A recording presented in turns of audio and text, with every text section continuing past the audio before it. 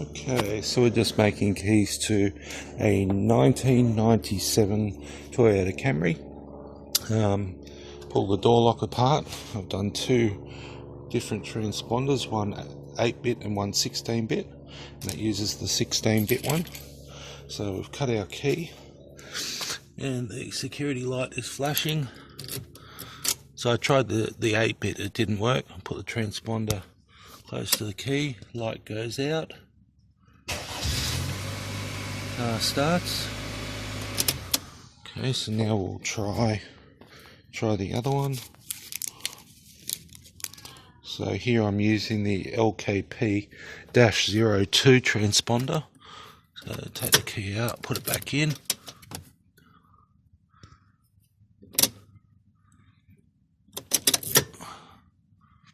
So security light is flashing. Let's just put the key in without the transponder. Security light is still flashing, which is right. And put the key in and we'll put the transponder there. Security light has gone off. Car starts. Okay, so that is a 1997 SC Camry. All keys lost. So two new keys have been programmed in. So we have master key number 1, master key number 2. So if the customer wants, they can add another third key.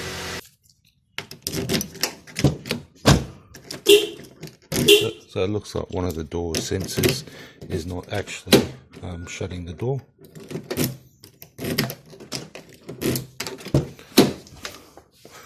On both sides, the security light is on.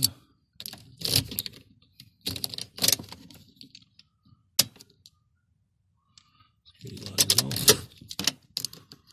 It's on. Security light is off. So I'm just trying both sides of these keys. The security light is on. Off. So just try it, make sure it springs back. Try the other side. Springs back.